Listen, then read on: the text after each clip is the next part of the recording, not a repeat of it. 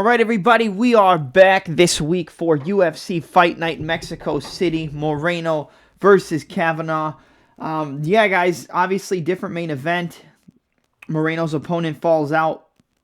In steps Loner Kavanagh. I love this fight. I actually like this fight better than the original fight. I think Kavanagh is a good opponent. You just have to worry a little bit about the elevation and the short notice of it all, but we'll get into the main event breakdown when we get there. But other than that, in the co-main event, you have a good bantamweight fight between the former title challenger in Marlon Chito Vera taking on David Martinez, the man who's coming off of a decision victory, which was basically a TKO in that third round in David Martinez. So without any further ado, let's get this started and step into the ring. All right, first fight up is a battle in the middleweight division between Contender Series contract winners in Damian Pinas taking on Wes Schultz. This is an interesting fight. You've got striker versus grappler, but you know, when you look at a guy like Wes Schultz, he'll just throw kind of caution to the wind. That's the way I like to explain him when it comes to the striking on the feet. He's going to throw back fists, hammer fists, jumping hammer fists, front kicks to the body, head kicks, wheel kicks, like just weird stuff in order to try to close the distance and take you down. I do think that his pressure is something that could get to a guy like Damian Pinas. I think Pinas, we've seen him use submissions. He's got a couple anaconda chokes and front chokes on the regional scene. He's got a lot of power in close, but he mainly likes to stand at range, keep you at just outside of his reach so he can primarily work with his boxing. He's got good head kicks. He can throw some teep kicks to the body, mainly kickboxing, but a lot of the times you see him finish with that right hand. He's got a very good right hand, kind of arcs it down, turns it over, and then kind of just stabs you with it, and like arcs that right hand down and can knock you out. I think that for as long as this fight goes, there's always going to be the chance that Damian Pinas has that knockout and catches Wes Schultz coming in and crashing the pocket. I also think that the later that the fight goes, the wild style of Wes Schultz, the forward pressure, the chain wrestling, the submission attempts. I mean, he got a banana split finish on the Contender Series, which if you don't know what that submission is, go ahead and check that out. You can just Google banana split BJJ. Make sure to add that second J in there. But at the end of the day, I think Damian Pinas is going to be able to find the counter shots on Wes Schultz. I think Schultz is a good fighter, but I think he's a guy who wins off grit and determination and forward pressure more than actually winning off of being superior, having the superior skill set when it comes to getting to his bread and butter, which is the grappling, the submissions, the top control, you know, going from submission or position to position in order to search for the submissions.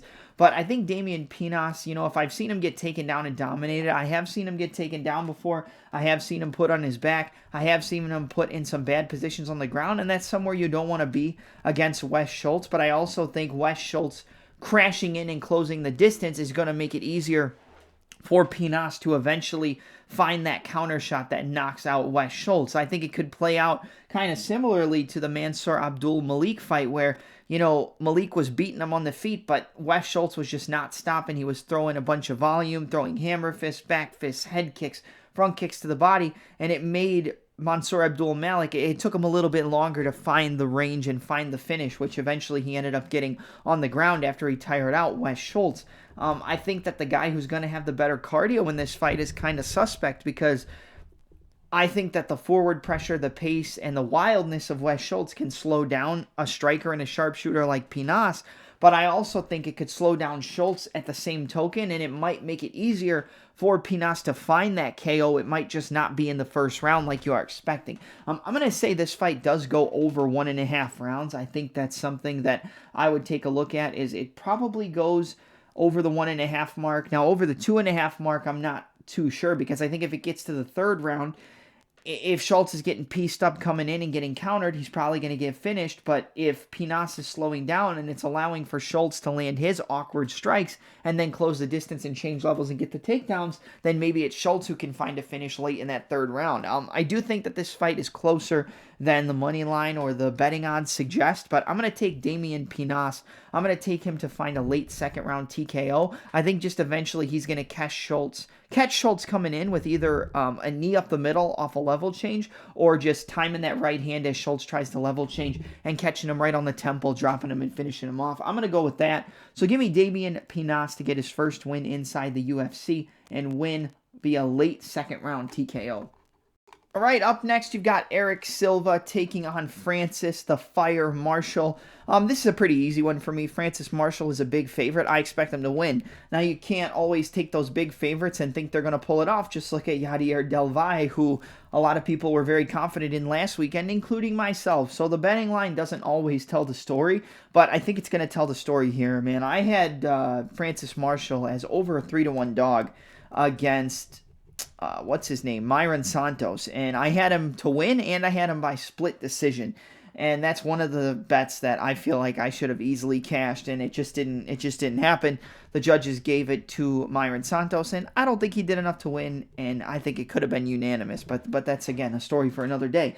With this one, I think Eric Silva is decent with the wrestling. He's decent with the grappling. I think if he wants to win, he's going to have to get in close to Francis Marshall, take him down, get on top, and try to rough him up with some ground and pound, and hopefully open up a submission. But after being off for over 2 years, I just don't think that's going to happen. I think the UFC feels bad that he didn't get that win over Myron Santos, and I think they're giving him a fighter here in Eric Silva where they're like, okay, we're pretty upset with what happened. You know, we know you probably got screwed on that decision, so here's a way to get a win and more than likely get a finish in your return to the UFC. And that's what I think is going to happen, man. I think Francis Marshall is much better on the feet. I think he's got better, straighter punches. He's more technical on the feet. He's got decent striking, solid work inside the clinch. He's not the best off of his back, but if he gets on top of you, he can land some decent ground and pound and, you know, kind of rough you up from there. And he will look for submissions here and there. But the main bread and butter for Francis Marshall is going to be on the feet. He's going to want to keep it at boxing range. And he's going to want to mainly beat you with his boxing. Good hooks, good uppercuts, decent straight punches. And I think he's just going to finish Eric Silva probably in the second round. I don't necessarily think it's the first round, but it could be. I don't think the fight goes to the third round. I think Francis Marshall is going to come forward. I think he's going to stuff the takedowns. I think if he gets taken down, he'll reverse position and get back up. Maybe he gets put in one bad position, but is able to reverse. Like maybe he gets his back taken, gets put in a rear naked choke. I think he's able to reverse, get on top, land some good ground and pound on Eric Silva. And on the feet, I think Eric Silva is pretty much easy pickings for Francis Marshall. I think he's going to jab him up. I think the right hand's going to follow behind the jab. I think he'll start to land, you know, multi-shot combinations. It'll start with one, then it'll go to two, then it'll go to three, and he's going to set up everything behind that jab and just eventually find the home for that right hand. Probably follow up with a left hook, put Eric Silva down, and finish him off. I'm going to go with Francis Marshall to get the finish here. Give me him to win. Second round TKO over Eric Silva. The layoff and just performances inside the cage, I'm not going to take a shot on Eric Silva here, even though he's a big underdog. I think if you're going to play Francis Marshall, you play Francis Marshall KO, you play Francis Marshall inside the distance, and you play the under 2.5 for the most part. But yeah, I think Marshall uses his boxing and range management to stay off the ground and just pick apart Eric Silva until he eventually finds that kill shot. So Francis Marshall, second round TKO here. All right, up next in the women's flyweight division, you got a battle between Sofia Montenegro taking on Ernesta Kareckaite, or Kareckaite, however you want to say her last name. I'm a big fan of Ernesta, and I'm going to be picking her to win, and I'm going to be picking her to win by a decision, probably 29-28. Sofia Montenegro went back and forth and had a war with Gisela Chairez on the Contender Series. She came in as a big favorite. She lost that fight via split decision. But Gisela Chairez is pretty good. I think she was a girl who came into the Contender Series as an unknown. She got dropped and got hurt by Montenegro, but was able to come back and just start to, you know, pick apart Sofia Montenegro and use her cardio and pace and multi-shot combinations, mainly with the boxing, less with the kicking, to just eventually overwhelm her and win that decision, winning the second and the third round, or winning the first and the third round pretty clearly, in my opinion.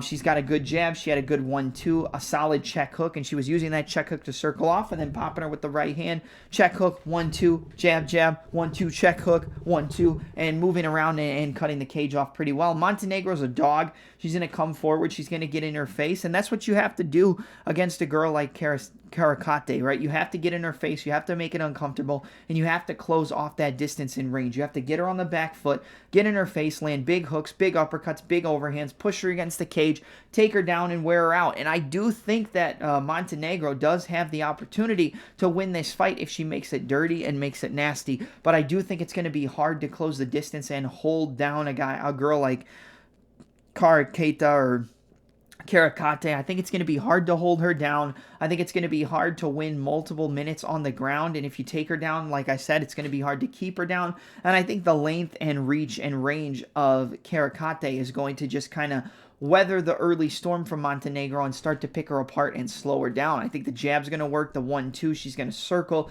She's going to jab and circle off. She's going to land the 1-2. She's going to land some leg kicks. But I think it's not going to be too many kicks from Kareckaite because she doesn't want to get taken down. And, you know, Montenegro could time her takedowns off the kicks of Kareckaite, get taken down, and then have to work her way back up. But I do think she will work her way back up to the feet. I think she will circle off the cage, and she will start to put that pace and pressure on her opponent. I could see a late finish for Ernesta. I could see a world where maybe Montenegro clips Ernesta with a big shot. She tries to recover and gets submitted. I think Montenegro by submission is possible, but I'm going to take the girl who's longer. I'm going to take the girl who fights with a better game plan, and I'm going to take the girl whose style is kind of built to win decisions, and that's Ernesta Kareckaite. So give me Kareckaite to win. I'm going to take her to win 29-28 unanimous decision. I think she wins 2 out of the 3 rounds, but I do think that a finish could come later on in the fight, probably at like the 8-minute mark and beyond. I would say between 8 and 12 minutes into the fight, that's probably where a finish could come for Ernesta. And I think if there's a finish for Sofia, it would probably have to be early with her catching Ernesta with a big shot and then having her try to scramble and potentially locking her up in a submission. So I think the submission side is there for Montenegro, but I'm going to take the longer, cleaner, more technical striker who, like I said, is going to fight in order to be able to win these rounds and win this decision. So give me Ernesta Kareckaite, give me Kareckaite, however you want to say her last name, to win 29-28 unanimous decision. It could be a split, though. This one could get tricky.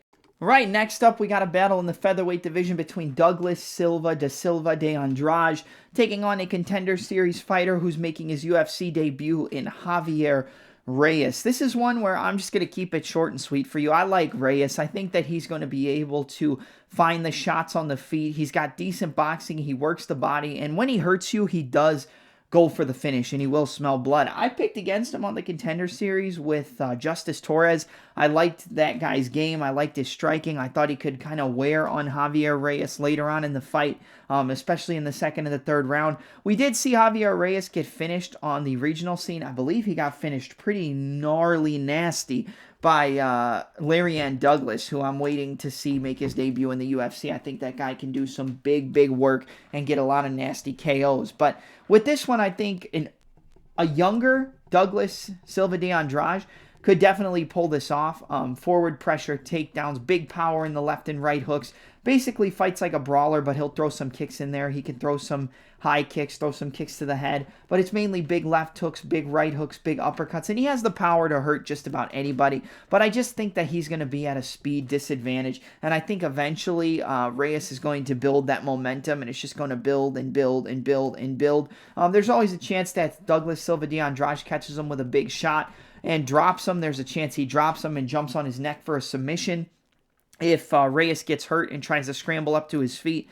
But at the end of the day, I think Javier Reyes probably wins this fight. I'm not too certain it's a finish, but I know if he hurts Douglas Silva de Andrade, that he will just push forward and try to get him out of there. So I could see a TKO for Javier Reyes, but I'm going to say it's a decision just because I think Douglas Silva de Andrade is tough. He's hard to get out of there. I mean, out of his 6 losses, I don't know how many of those have come by way of finish. He's only been finished twice. 4 losses by way of decision. He's got 20 KOs, 2 submissions, 7 decisions. I mean, the guy comes forward, has big power, and can 100% knock you out. When you look at Javier Reyes, he is coming off the Contender Series, but he does have a lot of experience. 22 wins, 5 losses, 18 of those wins coming by way of finish, 4 by way of decision. He's coming off the TKO in the first round over Justice Torres. Prior to that, a submission victory over Lance Lawrence. But he did get knocked out disgustingly by Larry Ann Douglas. That was back at LFA 190, August 23rd, 2024. So, like, the guy can be KO'd, and I think Douglas Silva de Andrade has the power in that brawling style to where maybe he could drop Javier Reyes and finish him off. But I just think Douglas Silva de Andrade is a little bit too old at this point. And I think that the pace, the forward pressure, and the striking of Javier Reyes, mainly the punches and bunches and the volume once he smells that you're hurt or slowing down, I think that's where he could take over in this fight, and that's where he could win. I'm going to say he gets a 3rd round TKO over Douglas Silva de Andrade, but I could definitely see it being a decision victory for Reyes, where, you know, Silva's just tough enough to make it the distance, but you can tell he clearly lost. You know what? I'll go with decision. I'm flip-flopping back and forth. Give me a decision victory. I'm going to say Douglas Silva de Andrade is able to use his experience to survive, land some big shots, and stop Javier Reyes from really putting that pace and pressure on him and finishing him. But I'm going to take Javier Reyes to win 29-28 unanimous decision, and I think he makes good on the UFC debut. All right, next fight up is in the women's bantamweight division. You got a battle between Ailin Perez taking on Macy Chiasson. So Machine Gun Kelly versus the OnlyFans model. I got to be honest, I'm a fan of Chiasson. I'm a fan of Macy. I like her. I like her striking. I like her footwork. She puts her combinations together good. She's got good straight punches. She finishes with head kicks. She can level change head kicks. She likes to circle off, change her stance in between combinations.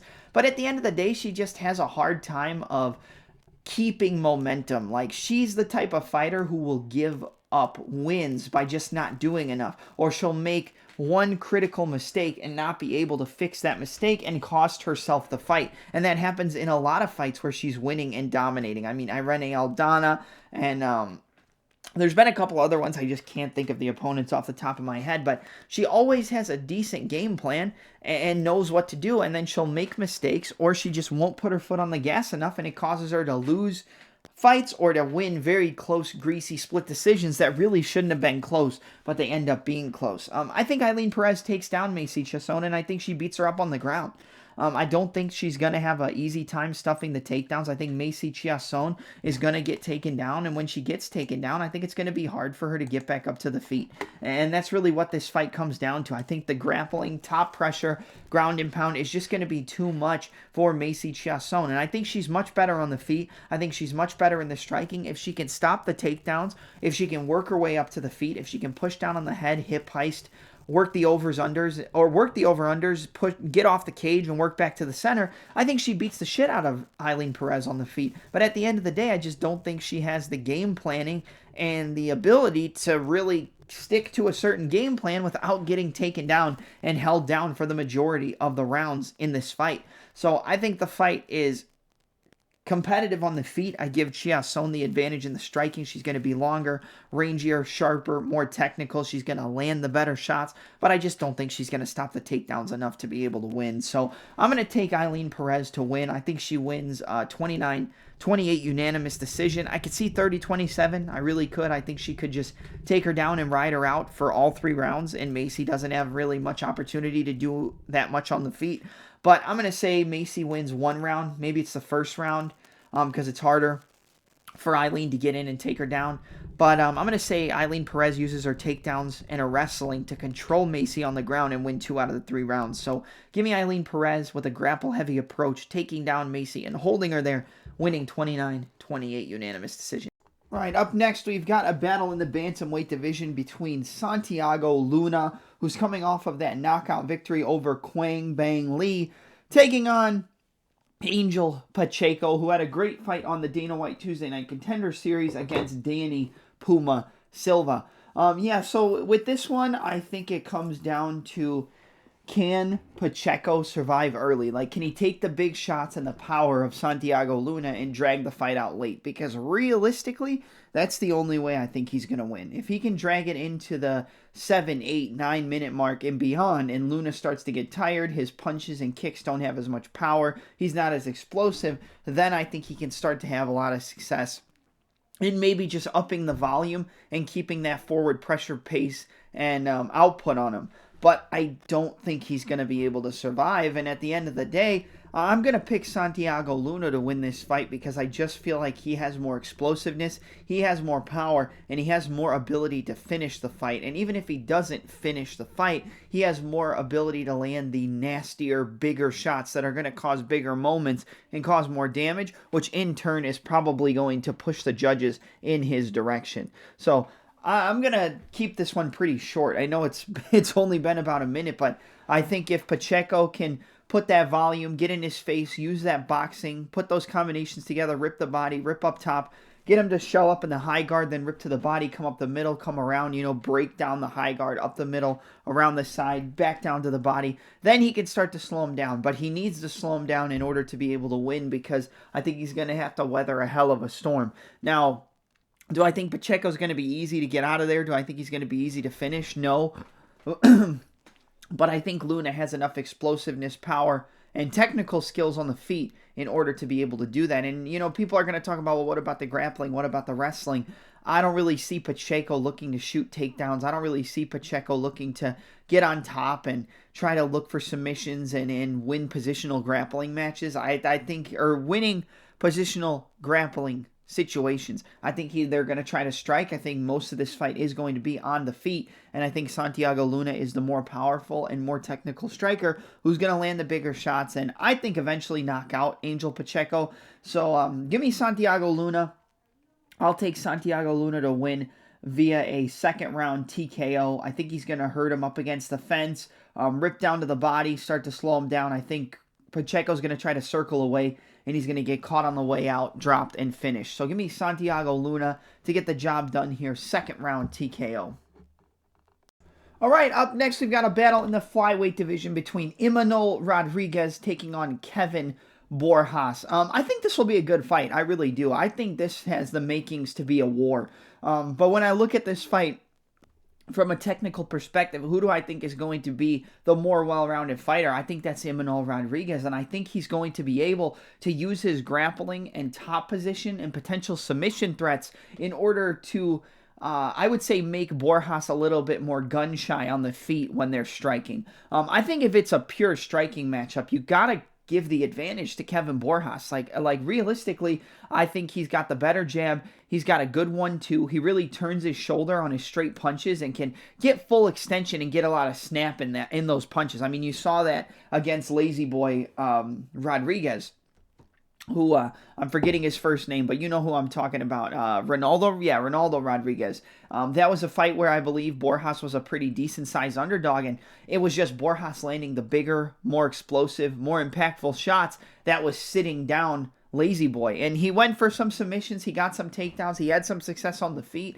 Looked like he was going to maybe win the fight at a certain point, but it was just the explosiveness and the damage in the boxing of El Gallo Negro in Kevin Borjas. So Borjas is solid on the feet, and that's the majority of his success. It's going to come from boxing combinations. It's going to come in the boxing range. If it's at kicking range, the fight is probably going to be a little bit more even. If it's on the ground, I would give the advantage to Imanol Rodriguez. I think Imanol is going to know what he needs to do, and I think he's going to be on that pressure. He's going to be on the front foot. I think he's going to be pushing Borjas back. I think he's going to get hit with some big shots, don't get me wrong. I think Borjas is going to land some good 1-2s down the middle. I think that jab's going to land pretty good. It's probably going to bust up the eye, bust up the nose of Imanol Rodriguez, but I think the forward pressure and the mixing of the striking to the grappling and the grappling to the striking is what's going to be able to win him this fight. I think it's possible he gets a late submission or a potential ground and pound finish if he's able to kind of just break Borjas under with his forward pressure and his will and his output. I think if he starts to get those takedowns early and it's hard for Borjas to work his way back up to the feet, to work his way up to a hip and get up or use the cage and circle out, then I think there is that chance that he just starts to break Borjas more and more and more and more. But I think Borjas is just a little bit too one-dimensional for me to pick him in this fight. Obviously, making your UFC debut off the Contender Series, it's always going to be a little bit iffy, right? You're always going to think like, oh man, I don't know if they're going to be able to pull this one off. This one's kind of tough. Yeah, I mean, and we've seen it plenty of times. We've seen it where we think guys are going to be very, very good in the UFC. They come into their first fight off the Contender Series and they lay an egg. And I think it has to do with the pressure. I think it has to do with the UFC debut jitters, which are definitely real. I think this is a tough fight for Imanol Rodriguez, but I think it's a good fight for him to showcase his skills. And I think what we're going to see is how he's able to be a mixed martial artist. We're not just going to see a striker. We're not just going to see a grappler. We're going to see a guy who's able to mix it up, who's able to get on the front foot, who's able to pressure, who's able to change levels, get takedowns, get on top. And I think he's just going to break down Borjas. And I think he's going to get a late submission. I'm going to say a third round arm triangle choke submission for Imanol Rodriguez here. Or Imanol, I think it's Imanol. So give me a third round arm triangle choke submission for Imanol Rodriguez. I think he eventually starts to break down Borjas. The takedowns get easier. The top pressure and the positional advantages become more available for him. And he's able to hit him with some ground and pound and fall off to the side and get the arm triangle. Imanol Rodriguez, round 3 arm triangle choke submission. All right, up next we got a battle in the lightweight division between Daniel Zellhuber taking on Bobby King Green. This is an interesting fight, and it's mainly an interesting one because Daniel Zellhuber is the guy who gets on a little bit of a momentum streak. He builds a little bit of momentum. He's on the up and up, and then he just lays an egg and, fails to live up to his potential. I mean, Zellhuber had that crazy war at Noche UFC, the first Noche UFC against Esteban Ribovics, and ended up losing that fight via decision. I believe we were on the underdog in Esteban there, and he was a 2-1 underdog, I'm pretty sure. You can correct me if I'm wrong. But let me look at his last fight. I believe it was a loss via decision to Michael Johnson. Yeah, so he lost in 2025 against Michael Johnson. That was a decision back at UFC 318. Prior to that, he had a loss to Esteban Ribovics, which was the Noche UFC, and then prior to that, he had a decision victory over Francisco Prado. So realistically, I think I picked against him in every single one of those fights besides the Michael Johnson fight. And it was just because I didn't think Michael Johnson was going to be able to get on the inside and hurt Daniel Zellhuber, which is what he needed to do to win. And that's what he did. And he hurt him. He hurt him early. He dropped him. And Zellhuber was just not the same fighter after that. Now, in the fight against Esteban Ribovics, they went back and forth. It was a war. Zellhuber got hurt, almost got knocked out. The ref arguably could have stopped it, but he was moving, trying to come back with counters. And then he came back. He hurt Esteban, and it went back and forth. And I believe it was a split decision, and it went to the side of Esteban Ribovics. So, Zellhuber has all the tools to be one of the top guys in this division. He's long. He uses his frame and length well. He uses a good jab, a good 1-2. He mixes up his punches and his kicks together. He's got okay grappling. We have seen him get submissions in the past, but he's mainly known as a striker, right? We're not going to see him really looking to shoot takedowns from an offensive perspective. He's mainly going to want to keep it on the feet, stay long, stay rangy, pop the jab, pop the 1-2, full fall back cross, pull back cross, left hook, good kicks to the body, good front kicks. He's going to want to use his length. He's going to want to be a long fighter in the cage. With Bobby King Green, we know what we're going to expect. We're going to expect the Philly shell, right? He's going to be shoulder rolling and catching on the other side, popping the jab, keeping his hands low, shooting the cross, circling off, popping the jab, circling off, talking trash the whole time, 1-2 down the middle, moving around. He's got very good defense. He's very hard to hit, but he has been hit and caught with big shots and been finished before. I mean, Mauricio Rufy caught him with that spinning wheel kick up against the cage, knocked him out, face planted him. We saw him get knocked out by Jalen Turner, and we've seen him get finished, I believe, one other time. Well, Dustin Poirier finished him. That was back at UFC 199. But there's been a couple other times where he's been rocked, been hurt, and been finished. This guy is arguably a chinny fighter. He's just hard to hit. But he's getting older, and at this point, I think it might be a little bit easier to catch him and hit him now. He just beat Lance Gibson Jr. I'm not too sure he won that fight, but he did. He did what he needed to do. He was talking trash, popping the jab, popping the 1-2, circling, moving around. With this fight, I think it's a very tricky one because a lot of people are going to see the favorite price tag on Zellhuber, and they're going to say, oh, there's a lot of value on Bobby King Green. There's a lot of value on him. I think there is value, but I think if you're going to play Bobby Green, I would just take Green by decision, and I would take Bobby Green by split decision, because I think this fight's going to be close regardless. You know, we know that the fight might not take place in Mexico because of everything that's going on over there. You know, if you want to know what that is, you can just look it up online, and it'll tell you everything you need to know. We don't know if it's still going to be in Mexico. We don't know if it's going to be in Vegas and moved over. I believe it's still going to be in Mexico City. So if that's the case, I got to give the advantage to the Mexican fighter, right? Like, you got to give the advantage to that guy. But it's also a guy in Daniel Zellhuber who has a lot of mental issues. He has a lot of issues with being able to pull the trigger in big moments, in big fights. He doesn't really get a lot of finishes. He's mainly a decision fighter. He's solid. He's good technically. He has good striking. He mixes up his striking well. He's got okay grappling, but like I said, we don't really see it unless he hurts you on the feet, and then maybe he can jump on a submission like a front choke or an arm triangle because of how long and lanky he is. An arm triangle and anaconda. Not an arm triangle. A front choke like a Darce or an anaconda. So my mistake. But in this one, I'm going to give the advantage to Zellhuber. But I would not be surprised one bit if Bobby King Green won this fight and he won it by a greasy split decision, and people thought maybe it should have gone to Zellhuber, but Green, with his antics and his talking and his showboating, is just able to eke out a split decision. So I think Bobby Green could definitely win. I think if he wins, it's a close split decision, or he just overwhelms him and breaks Zellhuber mentally to where he's just on the back foot, being more defensive than offensive and getting picked apart with the volume and the boxing combinations of a Bobby King Green. So at the end of the day, I'm going to pick Zellhuber. I think Zellhuber wins. I'm going to take Daniel Zellhuber to win by decision, but I would not be surprised one bit if the knockout came here. But I'm going to say he wins 29-28 split decision over Bobby King Green. Being in Mexico, you got to give them a little bit of an advantage there. So give me Zellhuber to win. Give me Zellhuber to win by 29-28 split decision. All right, next fight up is in the flyweight division. You got a battle between Edgar Puno Chikale, I believe, or Puto Chikale. I think it's Puno Chikale. Chairez taking on Felipe Bunes. This is a tough one for me, just because I actually like Felipe Bunes, okay? I picked against him and picked him to lose by, I think, second round TKO against Joshua Van. He did get TKO'd. It was in the third round. I picked him to beat O'Day Osborne and to win via submission. And he did that damn thing, baby. But I thought that the last fight he had with that kid off the Contender Series, Rafael Estevam, I picked that fight to end by submission. And man, I was clenching my cheeks for the entirety of that fight because there was about 57,000 submission attempts and somehow nobody got submitted. But in this fight, man, I gotta go Edgar Chairez. But I do think that Chairez could make a mistake, follow him to the ground, and potentially get submitted.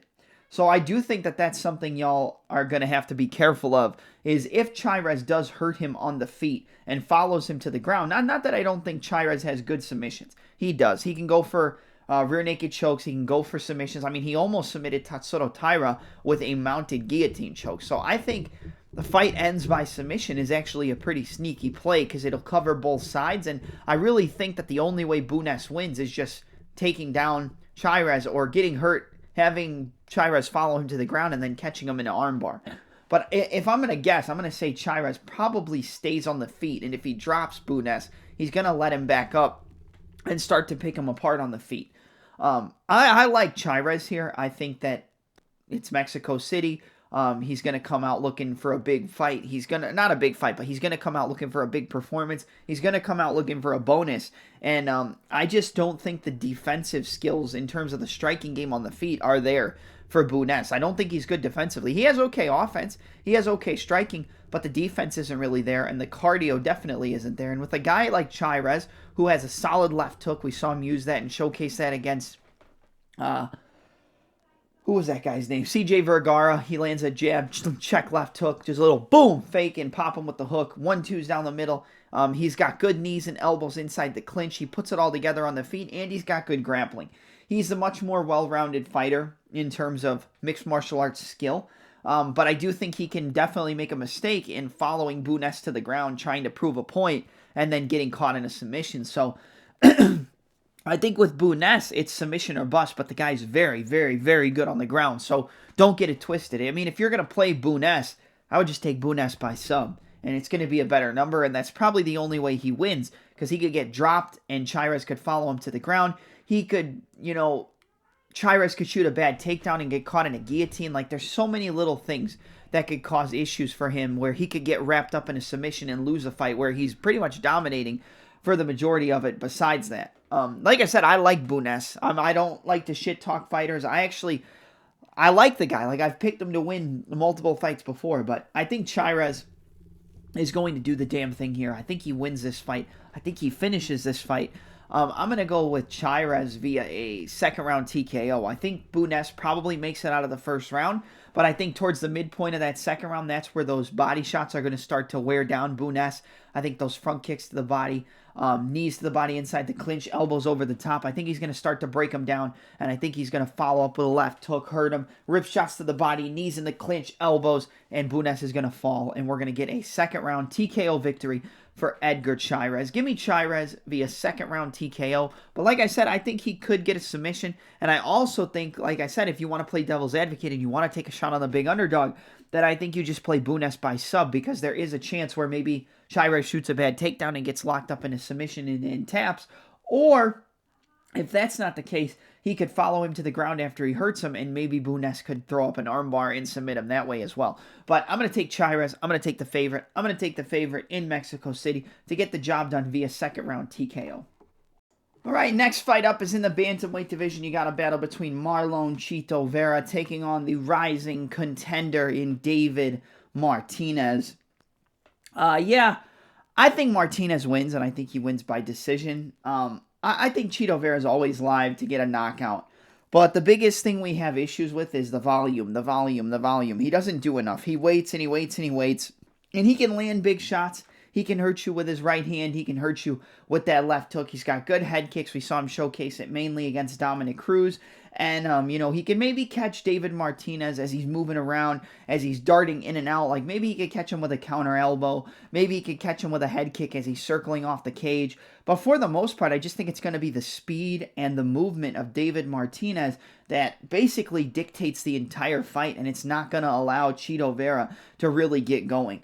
I think Aiemann Zahabi's a great fighter. I picked him to beat Marlon Vera, but even when he hurt him, he couldn't finish him, and then he just went right back into his defensive shell and sat there and kind of got picked apart for the rest of the fight, and that caused him to lose that decision. So with this one, I think Martinez is going to be long. He's going to be rangy. And I know on the stats it says that Marlon Vera has the bigger reach and the longer reach, and that's true. But Martinez is going to use his reach better. He's going to dart in with the 1-2. He's going to throw those good switch kicks to the body. He's going to come in with good front kicks. He's going to throw spinning kicks to the body, spinning kicks to the head. And I think it's just going to be target practice for Martinez. There's always a chance that Marlon Vera lands a big shot as Martinez is moving away, or he times him stepping in with a big shot and counters him and hurts him. But for the most part, I just think it's going to be the volume, the output, and just the movement of Martinez that's going to kind of stifle the game of Chito Vera, like we've seen so many times before.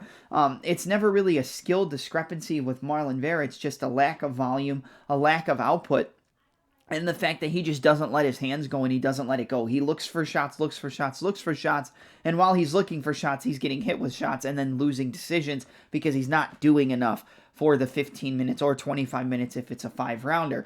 But I think Marlon Vera is going to come forward. I think he'll land some good shots, probably land a couple right hands, land a solid jab, land a 1-2. And maybe if this was a 5-rounder, I would give more of an advantage to Marlon Vera, maybe taking over in the 3rd, 4th, and 5th. But since it's only a 3-rounder, I think the speed and the combinations of David Martinez finishing his punches with kicks, finishing his kicks with punches, putting combinations together, screaming on the output, I think that's all going to play into the factor for David Martinez to win this fight and win this fight by unanimous decision. So I'm going to go David Martinez to beat Marlon Chito Vera. Give me him to win 30-27 unanimous decision, maybe 29-28. I wouldn't be surprised if Vera snuck one round in there, but I think it's a 30-27. So give me David Martinez to continue with the momentum and win via 30-27 unanimous decision over Marlon Chito Vera, being busier and doing more. All right, and now we are at the main event of the evening in the UFC's flyweight division between Brandon, the assassin baby Moreno, who was supposed to be taking on Asu Almabayev, now taking on the man stepping in on short notice, looking to get back on the winning track in Loney Kavanagh. And realistically, I think that this is a great matchup, and I wish it was Kavanagh coming in on a full camp because I think the fight would be a lot different. But I also think that the altitude of Mexico City is going to play a big factor in this fight. However, I'll tell you straight up before we get into the breakdown, I think my favorite play is just the fight to not go to decision.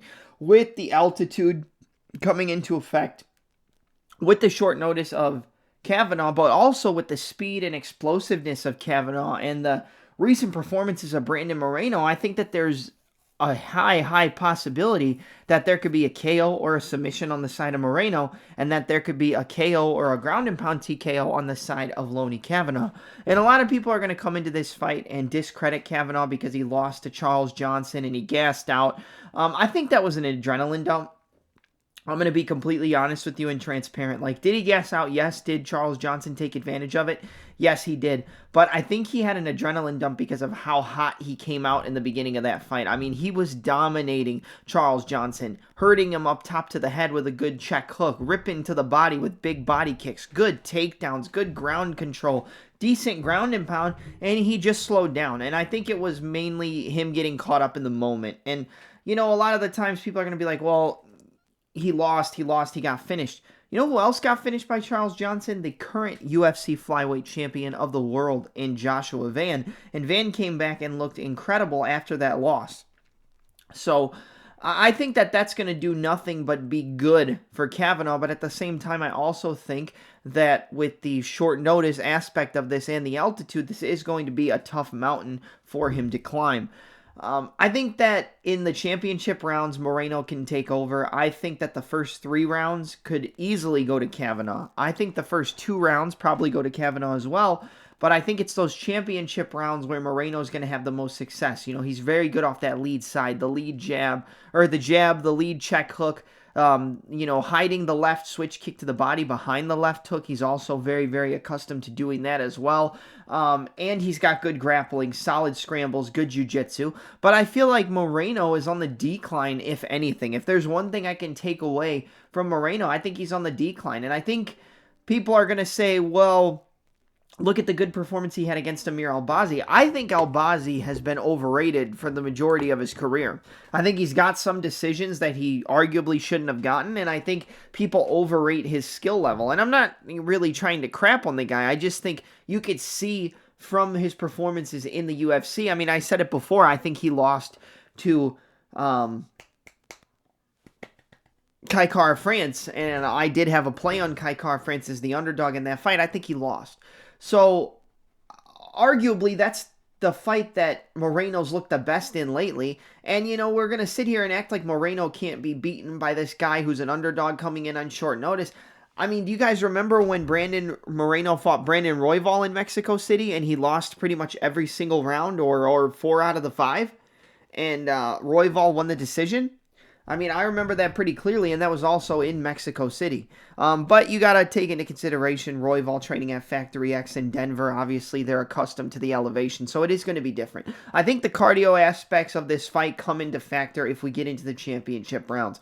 I'm going to tell you right now, I don't think we get to the championship rounds, and the reason why is I think Kavanagh is too fast.